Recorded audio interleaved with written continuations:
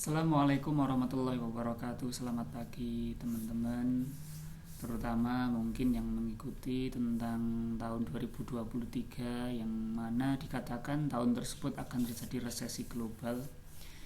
Ini akan saya berikan beberapa pandangan pribadi saya dari beberapa referensi yang telah saya baca dari pemberitaan yang ada. Sebetulnya apa saja yang akan terjadi nanti ketika 2023, prediksinya seperti apa, lalu iklim investasinya nanti akan seperti apa. Yang pertama kita pahami dulu tentang resesi. Bahwasanya 2023 resesi itu bukan berarti ini hanya terjadi dalam satu negara.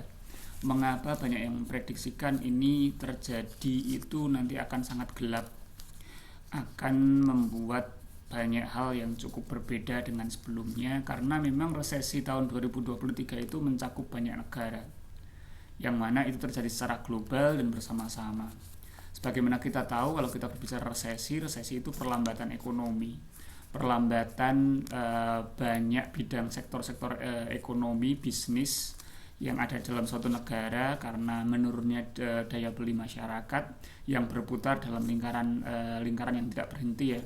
Jadi mulai adanya kenaikan harga barang, lalu tentu saja itu dibarengi dengan menurunnya menurunnya nilai tukar mata uang dalam suatu negara.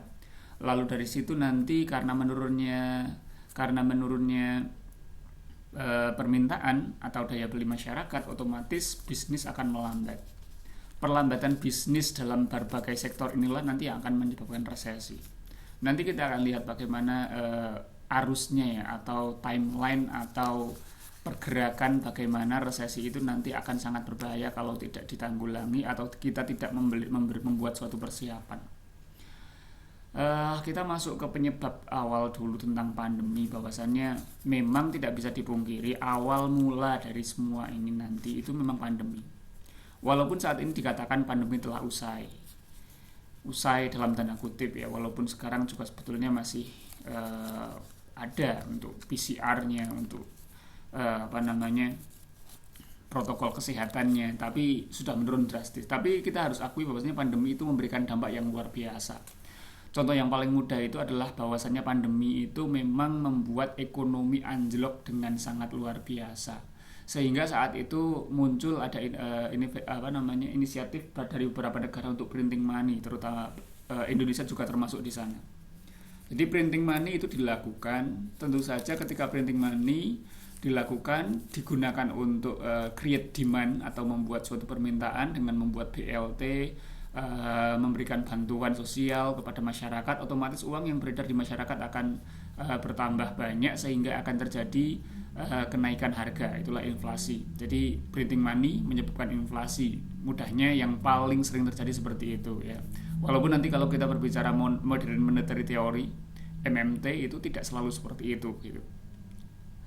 Lalu dari printing money ini juga ada masalah yang lain yang dikenakan penyebabnya ya. Jadi printing money sebagai penyebab, lalu akibatnya adalah inflasi dan juga tightening. Inflasi yang merupakan kenaikan harga barang secara bersama-sama dalam banyak sekali produk gitu ya, secara bersama-sama dalam waktu yang cukup lama. Jadi bukan hanya sekedar 1 minggu lalu turun lagi, tapi tak naik secara terus menerus. Ada pula tightening. Jadi tightening itu mudahnya kayak semacam suku bunga yang dinaikkan. Kita sering banget sekarang mendengar ada berita tentang bagaimana suku bunga acuan di berbagai negara itu dinaikkan. Tujuannya apa? Suatu negara kok membuat suku bunga acuan itu dinaikkan bunganya, yang dikenal sebagai tightening. Ini karena ketika suku bunga naik, maka seseorang akan cenderung untuk menyimpan uangnya di bank. Ketika uang disimpan di bank, otomatis itu digunakan agar mengurangi peredaran uang yang ada di masyarakat dengan tujuan untuk mengontrol inflasi yang terjadi. Jadi tightening itu semacam kayak bagaimana pemerintah menanggulangi apa yang telah dilakukan oleh dirinya sendiri. Pemerintah melakukan printing money yang menyebabkan inflasi, lalu dengan demikian tightening dilakukan untuk mengontrol inflasi.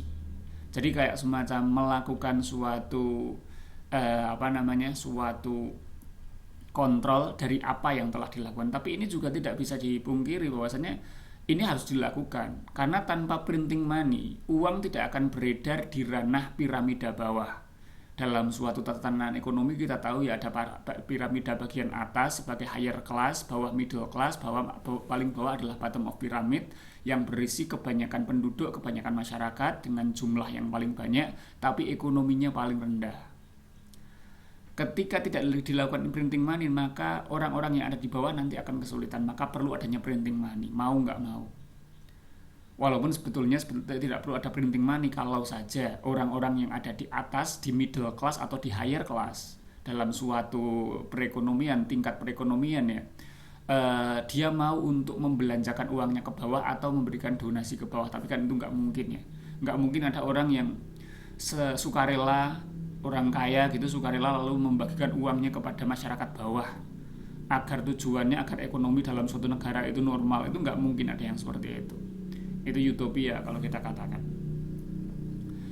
Jadi pandemi inilah yang menyebabkan awalnya dari semuanya. Awal dari semua yang kita katakan resesi itu berawal dari sana. Bagaimana dengan Indonesia? Ya sebetulnya Indonesia pun saat ini sudah mulai, walaupun belum kita katakan separah yang terjadi di Amerika maupun Jerman saat ini.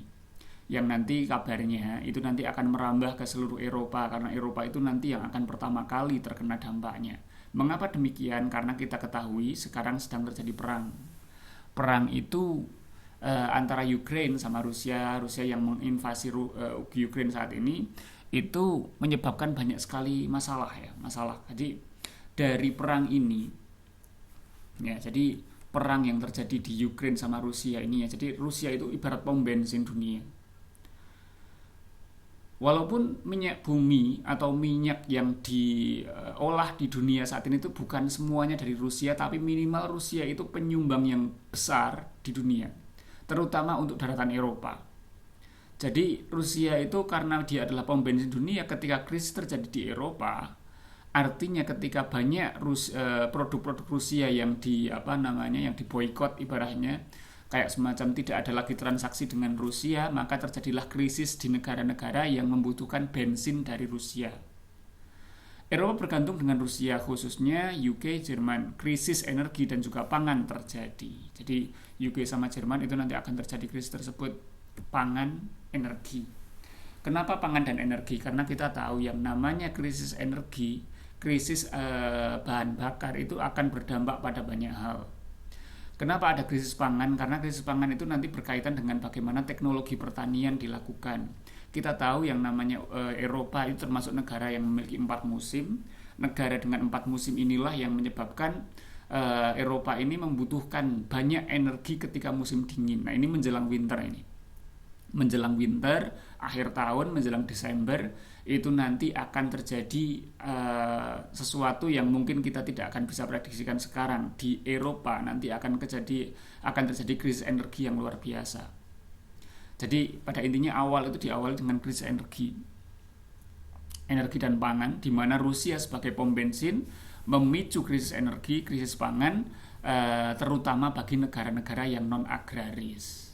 Jadi bagi negara-negara yang tidak bisa memproduksi makanannya sendiri, itu yang akan mendapatkan dampak yang terburuk. Maka beruntunglah kepada Indonesia, beruntunglah bagi Indonesia, warga kita yang saat ini, walaupun mungkin kita terprediksi nanti akan terimbas oleh resesi 2023 karena memang kita tidak mandiri dari energi, artinya kita masih masih impor energi BBM bahan bakar minyak dari negara lain. Sehingga nanti ketika terjadi kenaikan harga minyak dari luar negeri yang kita impor ke dalam negeri, kita minimal masih bisa yang namanya makan itu masih aman. Karena negara kita harus diakui dalam kurun waktu terakhir ini mengalami swasembada beras.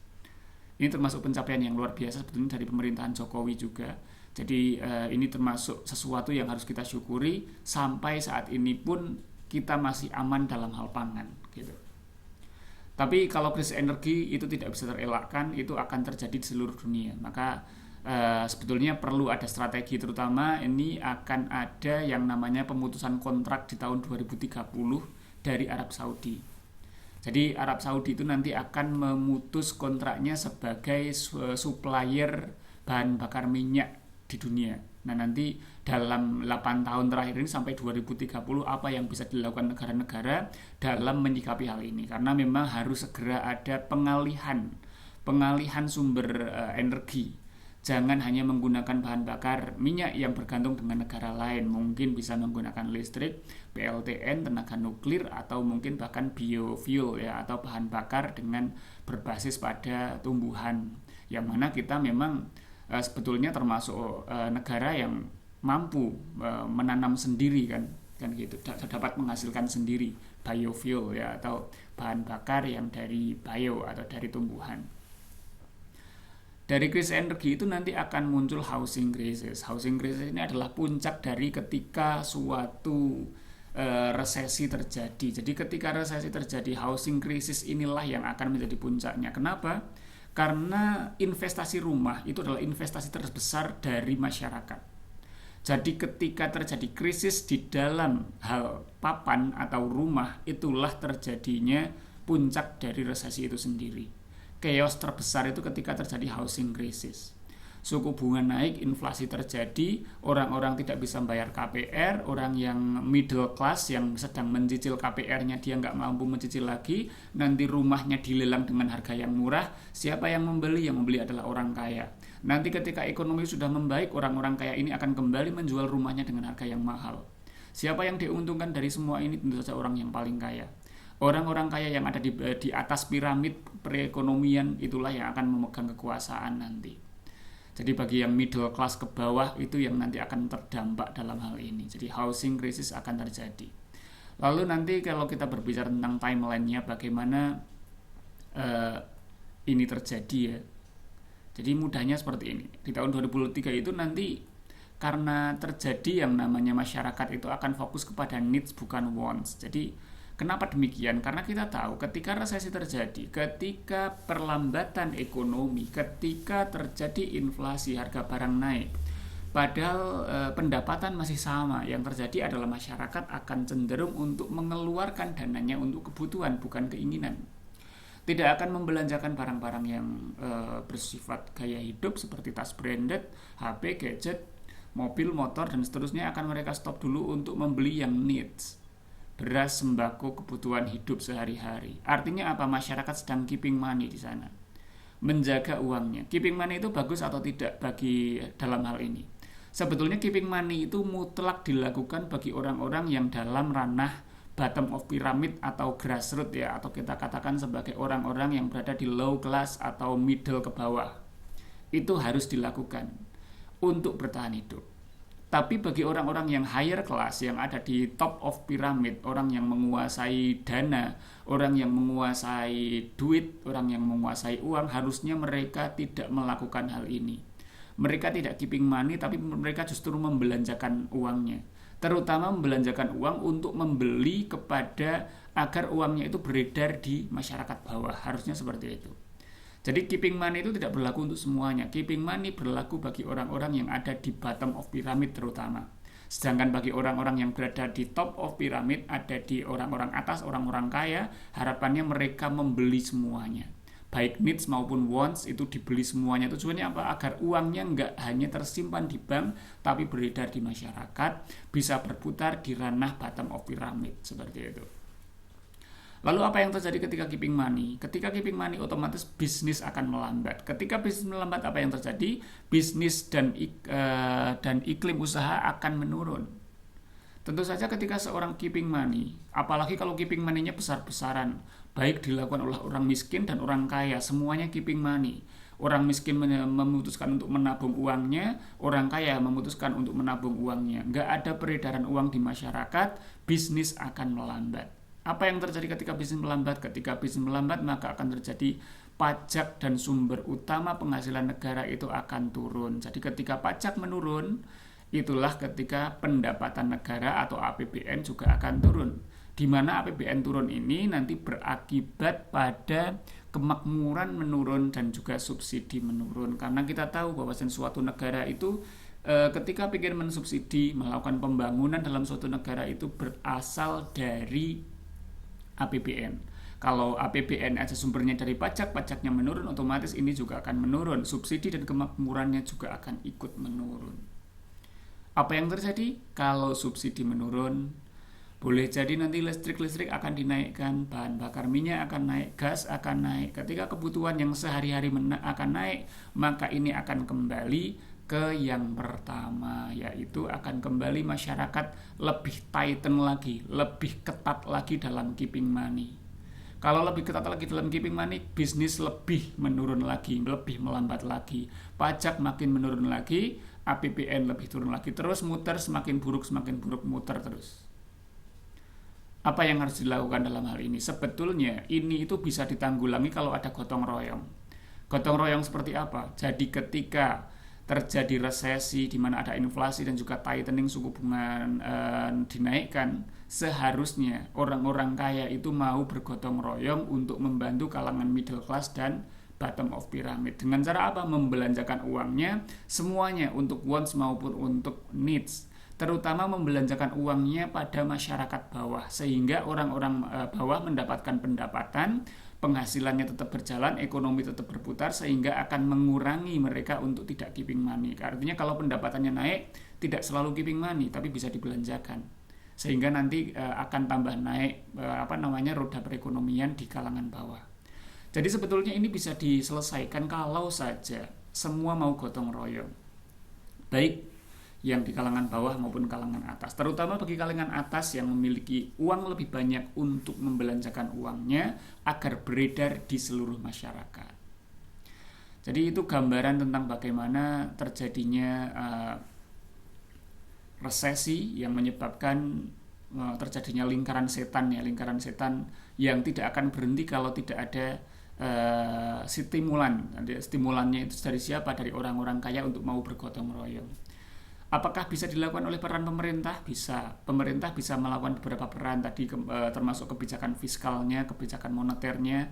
Tetapi tentu saja nanti yang akan berperan adalah perkembangan ekonomi dari global itu sendiri.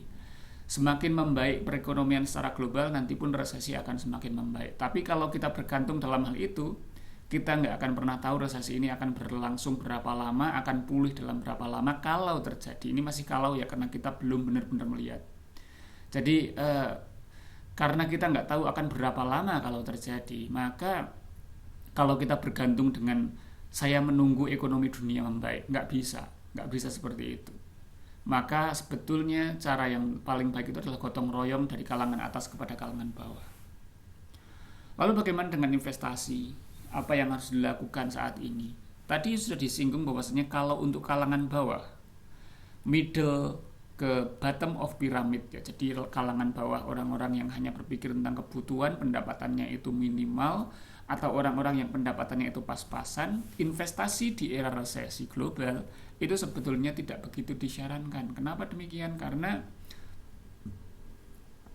ketika melakukan investasi itu disarankan untuk masuk saja ke RDPT, RDPU lebih tepatnya ya, RDPU atau RDPT, reksadana pendapatan tetap atau reksadana pendapatan uang atau reksadana pasar uang. Kenapa demikian? Karena investasi di sini itu termasuk investasi yang paling low risk ya, karena dalam era ketidakpastian ekonomi bisa dipilih RDPT atau RDPU, reksadana pendapatan tetap atau reksadana pasar uang. Hindari investasi yang high risk atau aset-aset yang tinggi resikonya, saham non primer dan seterusnya. Saham itu termasuk yang harus dihindari sebetulnya, walaupun ada beberapa saham yang mungkin akan tetap konstan, tapi tetap saja di era yang tidak kondusif ini saham termasuk yang high risk. Jadi akan banyak, terutama sudah dimulai saat ini, yang mana banyak investor yang masuk ke ranah saham sudah mulai menarik dananya. Artinya sekarang harga saham sedang sangat turun. Tapi walaupun turun, ini bukan berarti kita harus segera membeli, karena kita nggak akan pernah tahu nih turunnya akan sampai kapan. Kita nggak akan pernah tahu nih turunnya itu akan sejauh mana. Kalau ada dalam istilah saham itu kan don't ever catch the falling knife ya, jangan pernah menangkap pisau yang sedang jatuh. Saham ini sedang jatuh, kita nggak akan pernah tahu. Jangan coba-coba untuk berspekulasi ini harganya sedang turun, saya membeli biar nanti ketika naik saya jual, saya untung. Jangan seperti itu. Kita nggak akan pernah tahu karena kondisi ekonominya belum membaik. Belilah saham ketika nanti kondisi ekonomi secara global, secara nasional sudah membaik. Nanti barulah beli saham ketika memang grafiknya sudah mulai naik. Jangan ketika turun kita nggak pernah tahu turunnya sampai mana, kita menangkap pisau yang sedang jatuh. Lalu persiapkan dana darurat, ini yang terpenting, terutama dana tentang asuransi ya, kesehatan, jiwa dan seterusnya. Karena dana darurat ini termasuk yang akan menyelamatkan. Ada yang memprediksikan kalau paling aman kita saat ini itu memiliki cadangan untuk 12 bulan ke depan.